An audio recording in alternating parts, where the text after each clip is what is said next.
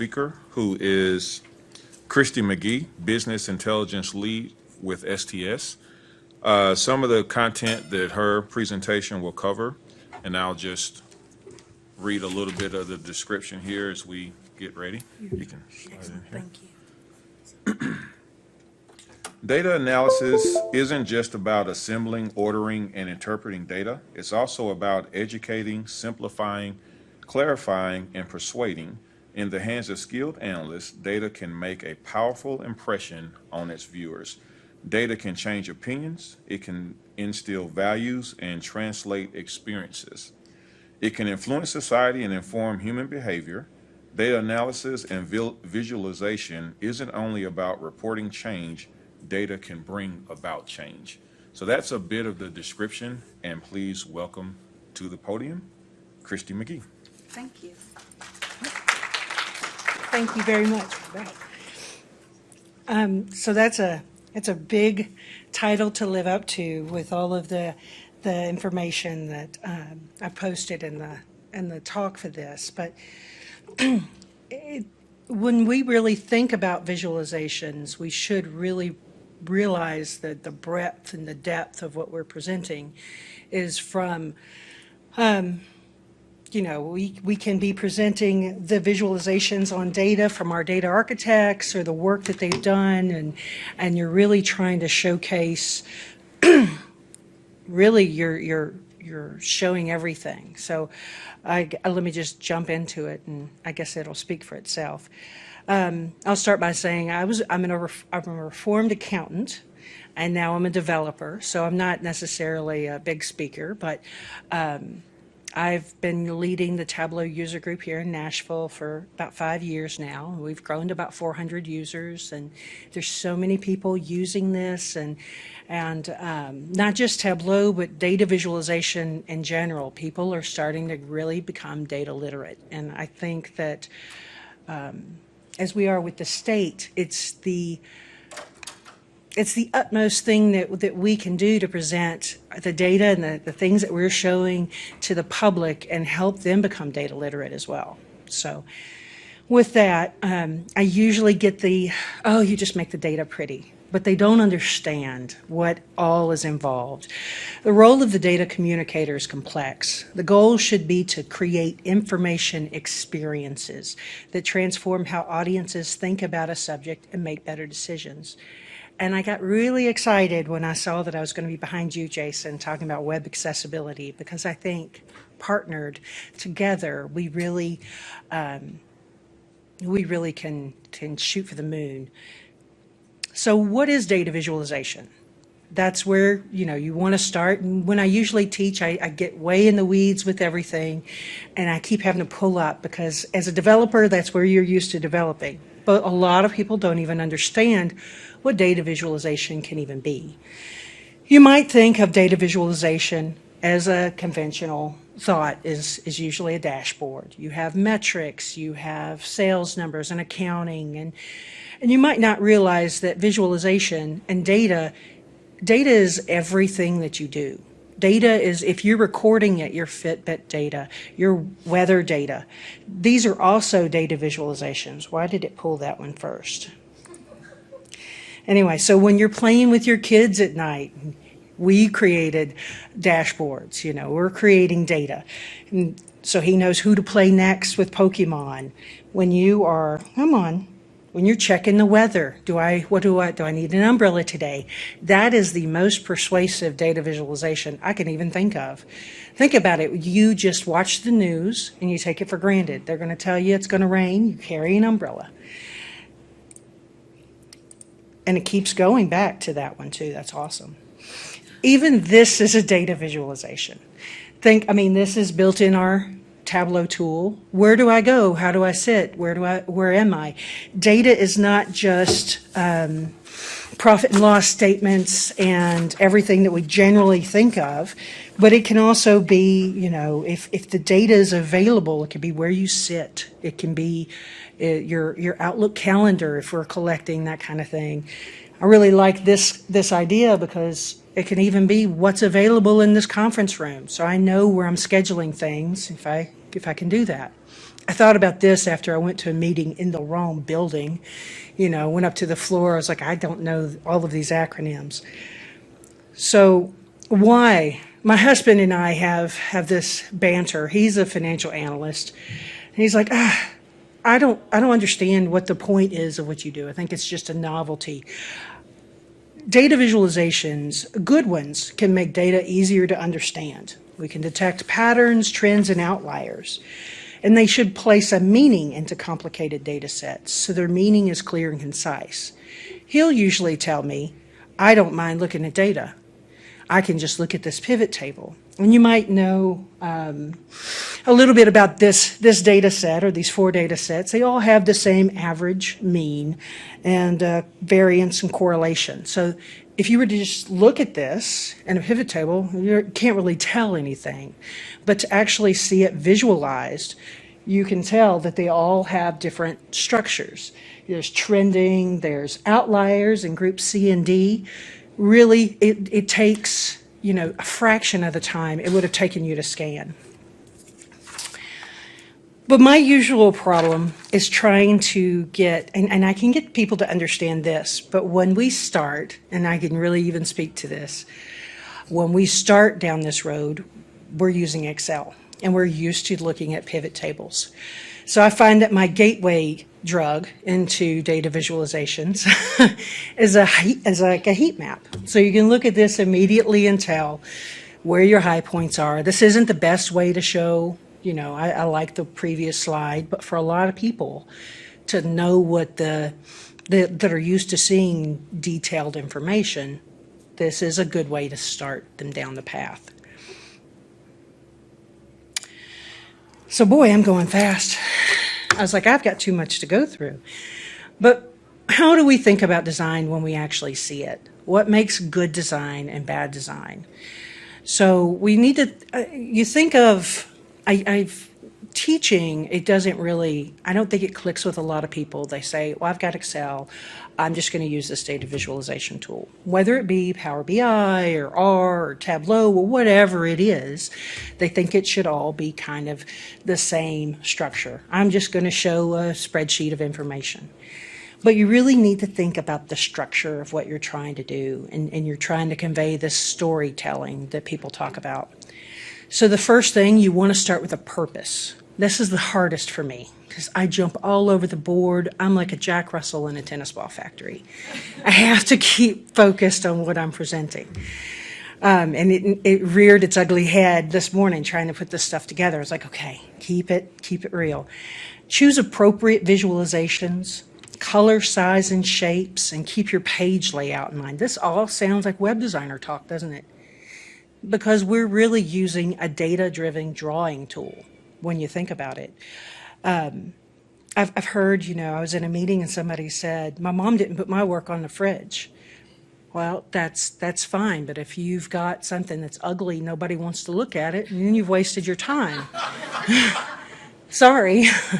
I might not be speaking next time, but, I think that it really speaks to your work and really speaks to, I try to really be proud of what I do. So when you start with a purpose, you have to think, there are some general questions generally. Who's the audience? Who's going to look at this? We love our acronyms here at the state. Everybody loves their acronyms in their internal workforce. But if I'm building something for the public, acronyms, they don't know who SOS is. They think they're calling for help. I looked up my second day here, we had the ITPA meeting, and so I thought I was going to be big and Google it. It is not the Indiana tractor pull, which is the first result in Google. So how will it be used? You have to think of this when you start. It's really good if you have requirements, but if you're like me and you're going into this, nobody has requirements for you. They say, we have this data and somebody told us we need to visualize it. What do I do? I'm going to trust you. So you have to think, is this going to be on the TV? Is this going to be in management meetings or day-to-day operations? And there again, you have to keep your focus. I keep striving for that. Going through this, I keep looking back at the invite to make sure I'm covering the points. But to build a data fluent culture starts with us and putting together reputable data products. So the biggest thing I had was I heard somebody say, if you don't have any questions, you put out visualizations or reports or whatever, and nobody's asking you, they've not looked at it, and it's just all for naught. Because usually you will always have somebody that wants to change something or that wants to add more information.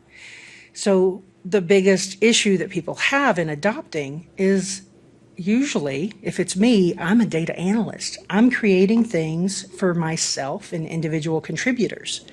So I'm going to make something that's detailed, timely, takes a lot of time. But when you're designing for people up the chain, you have to be cognizant of the time that they have. You are the data expert for what you're doing. You're the SME for not only Tableau, but for the data itself. And so you don't really want to put out, things. Think about when you watch the news. When you're watching the news, they just give you a percentage. I hate this. I hate it when they say, I think the stat I read on this is 90% of the data is generated in the last 2 years.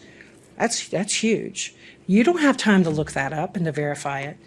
So it's important to keep it honest. But so it cut that off. If I'm designing a visualization for an analyst, I think that they should have more time. This is one of my favorite visualizations, but it takes about 5 minutes to explain it. It's Napoleon's march to France in the Russian campaign. You can tell when he started and he goes up, and there's just so much detail for this. And generally, data analysts love this. But if I were to do this and give this to my boss or anybody else, they wouldn't have the time to dig into this. They go from meeting to meeting. So I would present them with this. This is what we did. You have to, what are the key points for this? So I hate bubble charts, but I think this is a great use of it. We won. Good job. We had a lot of people that died and a few people that survived, but it's the cost of war. So you have to think, the next question is, how will this be used? Are you putting it on a TV? If you're putting it on a TV, you can't have any filters. You have to make it dynamic. Nobody needs to see trending that you could see trending over time, but I don't need anybody to filter anything. Or is this going to be something that needs to be built for a particular user? Am I going to need to put security in so when Andy logs into this dashboard, he gets only his data out, and he can filter it for things and he can see things. So these are all things that you have to think of at the start. This is starting to sound a lot more complicated than making text blue or green, and I think a lot of my time is spent in this kind of thought process. Keep your focus. A good idea to keep your focus is in Tableau, you've got these nice little captions at the bottom of the screen or something, or if you're building it in Excel or whatever you're doing. It doesn't matter what tool you're using, but in this case, I could keep what I want to say in that visualization at the bottom. And it doesn't have to be visible for everybody, but it keeps me on track. When I build and I say, okay, this tells me exactly what I'm looking for here, I'll take it off and consider it done. But it's good to keep your focus in front of you and keep you on track. Like I'm keeping the agenda right here, just so that I'm still on track, chasing the right tennis ball. So the next section, I am really running through this, but this is a huge one. It is what we call encoding. Encoding is when you make changes to the marks or to the actual records in the visualization. You're not affecting any of the data, but this is using color and size and shape to help your user see it quickly. And this is a great segue from Jason's talk, is about using colorblind friendly colors. And the thing I've seen a lot, and I've done some stints at the software school and talked to some other people, and A lot of people get very excited when they see that they can put things on colors, and not everything should be. You do not need a color per bar for every department. There's 75 departments or something, and you have a color per bar, it loses its meaning. So you have to keep focused on what you're trying to tell the user. So use a cohesive color palette, use colorblind friendly palettes, or colorblind. I mean, that's a new one. I like using shapes and sizes to draw attention because I'm lazy and I don't always look for the colorblind design. There's actually a really good add-in for Chrome called No Coffee, and you install the extension and you can see what a website looks like in colorblind friendly, all the different options. So if I were going to look at this dashboard right here, this is great. Ryan Sleeper designed it with Playfair data. The colors are the colors in his own website because he wants to draw attention to his own work, and it's just fine. But if I were to look at that with No Coffee, this is what it looks like with a certain type of color blindness. And you can still see everything because what he's doing is using different shapes instead of similar colors. This is also good, too, to keep from doing the stoplight colors. Every time I see stoplight colors, I think Christmas time, and see the profit and loss. It just is, I get the eye twitch. But if you see it in grayscale, I'm glad they're videoing. You see it in grayscale and you can still tell everything. This is where using shapes too also really helps. I mean, you can tell because of the certain kinds of shapes what they're looking. I think this is ticket sales, this is the movie, this is the score, and this is whatever it is. It says audience score. But this is a good segue into talking about shapes, because what I hear usually from other visualization people is that we're very creative. We want our work to be shown. We want the help button to look like a fire hydrant or something, But why do that when you can use the certain aspects of our I don't know what to call it, our memory or our just how we're processing data? We know that a help icon is usually a question mark or something. Use the simple things like that and be creative with other stuff. It really helps your users be able to see the data. And some of the last points are just when you get your visuals together, just the layout that you're putting them in. I see a lot of people that don't respect the white space. This is killing me itself because there's too many things on this little this screen. But try not to use more, and these are not hard and fast rules, they're guidelines. Don't use more than 5 visualizations. White space is your friend. Use interactivity to keep the view simple. I love this because when the biggest challenge I've had here at the state is it's awesome. I'm building things for people. I'm building things for the public. I'm building things for data scientists, for my grandmother, for, who knows who the audience is. Keep it simple and allow your users to drill in to get the answers that they need. You put the whole kitchen sink in and they just, as a person with ADHD or something, you're just like, I don't know which tennis ball to follow. I don't know where to look. So it's good to have everything, keep your story and everything in line.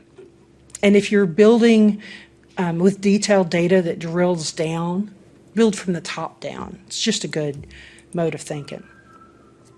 And, here we actually have huge resources.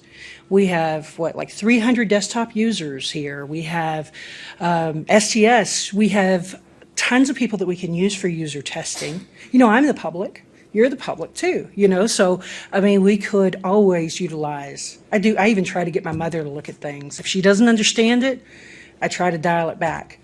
I give it the 5-second test. If you can tell what something is in 5 seconds, and I can tell you that most accidents happen, it looks like on the holidays. You can see right here, July the 4th is like a big fatality. I want to see off the roads right around Christmas. Then if it passes your test, then it's good to go. But for resources to help, we have Tableau Doctor Days. here with STS. In closing, I know that was a lot of stuff, but we have Tableau Doctor Days where we actually speak kind of like a Tableau user group internal, where we have sessions and we talk about the new content with not just Tableau, but data visualization best practices. I offer Tableau levels 1 and 2 business user training, and really try, and I just got out of my 4th cohort, so we're really trying to take business users and teach them everything that from the ground up what Tableau can do, to an intermediate level user. So it's great if they don't even bother even looking at Tableau or digging into it next time. They know what to ask the developers. So they can say, I know it can do this. I don't be lazy. And we are also looking at other events and sessions to help empower our users. So we're always open to suggestions. So that's all I have. Thank you. Are there any questions for Christy before she sits down? I get so excited. Yes, sir. She was right. She dropped the mic and just walked away. I told my husband I was just going to drop the mic. He's like, no. Well, you did. You can tell Yeah, me. yeah. It was like, I'm done. This may go hand in hand with your layout tips there, but like you said, management, we love our pretty little colors and stuff, Yes. but then sometimes we have to balance the simplifying it so much that we lose key points that we want them to take away from it. Do you have any tips in maintaining that balance of keeping it concise, but also getting your main points across? Sure. I really like to use, so if I'm looking at a profit and loss statement or something, coming from the background I am, I really only care about what's being lost. You know, the numbers that are on the negative. So I probably would only highlight the subcategories with the negative profit. Or, you know, if I'm making a bar charts with things, you know, the colors, I might make white or light colored, and the ones I really want you to focus on, I will make a specific color. If you have everything, that actually is good, because with data visualizations, there's this term we call chart junk, data ink ratio. It's just having a lot of showing the grid lines, showing all this.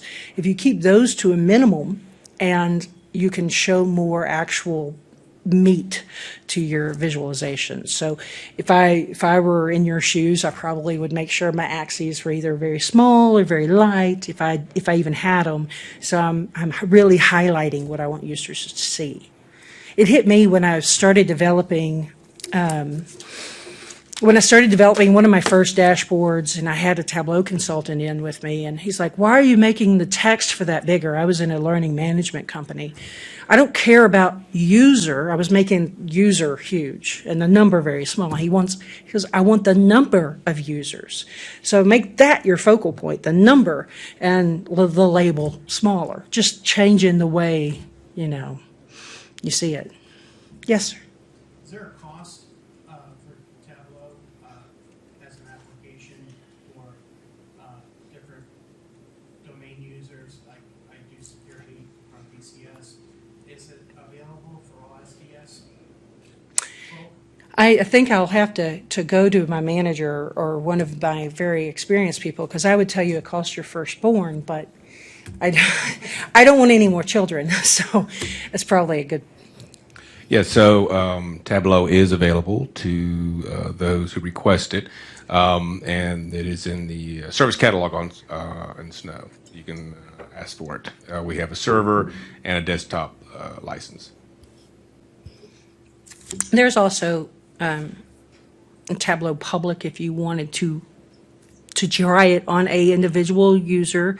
If you're doing it for here, that's not the road we go down. let me Don't throw things at me. Yeah, let me just say, if you do engage in Tableau Public, please don't put state data. Everybody can see it. That would not be really what you want to use. That's actually a good point. When you're putting things out there, be cognizant that what we're putting out there is very easily seen. Please, I don't care how much time you've spent. Usually as data analysts, we spend about 90% of our time cleaning data. If you spelled the word Tennessee wrong, I'm not going to look at the rest of your visualizations because I'm not going to trust any of the data. So, and not to put Tennessee stuff on in the public. Right. I mean, the other thing too is if you accidentally fat finger it and put that child pregnancy is on the rise, and it really isn't, and you put that out in Tableau Public, then news sources are going to pick that up, and it's just going to be. So I would encourage you not to use Tableau Public, please. That also is a personal thing for me. We have so much data. It's like we should really get ahead of this stuff as a state before our public does. Yes, ma'am. I was just curious, do you find limitations with the color palettes in Tableau and our state branding standards? Yes. Yes. Actually, we have all the color, the state branding color standards that we can load into your instance of Tableau, but they are pretty limited. I can tell you that they have been tested with colorblind friendly sites. Like I know if you were to look for color palettes, there's a place called Color Brewer has very good tested colors for color blindness, and you can see qualitative, quantitative color schemes, and you really can do some digging. Yes, sir. Greg's comment reminded me of an experience we had together in a previous life at a company where we had folks on like the operations side that were measuring their employees' productivity, and we had finance and accounting folks that were looking at the same data and they were using it for billing purposes. And really, there were a bunch of different groups of people doing different things with the same data, and Yes. inevitably, what they were reporting to people, whether it was our own employees on their productivity or our customers for billing purposes, didn't jive, and that actually ended up putting our company in all kinds of legal trouble and everything else. So I think like when I work with data and think about putting stuff out in the public, like you've got to be super Yes. careful that somebody else isn't putting out the same information with a different spin on it or whatever. Yes. Because you may unintentionally be creating a bunch of liability for the state.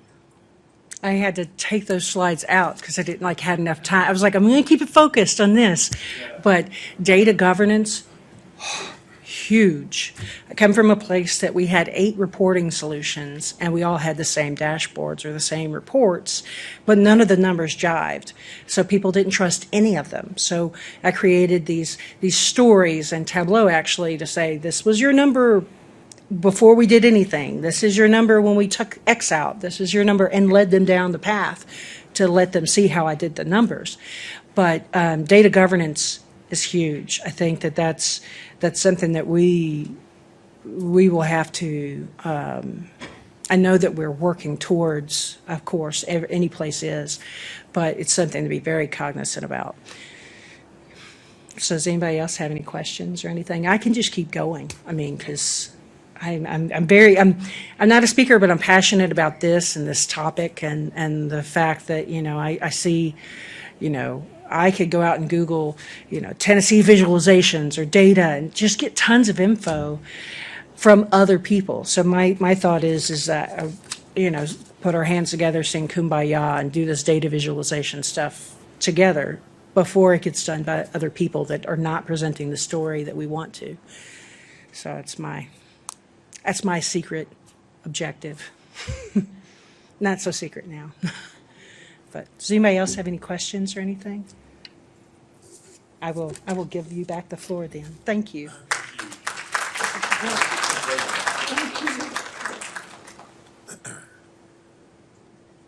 I want to thank Christy as well as all of our presenters on this evening. I think I can say for everyone involved, Christy, you're welcome to come back anytime you like. I really love the part about the ugly picture on the refrigerator. As parents, we probably have to put it up there, but there's no rule on how long we have to leave it up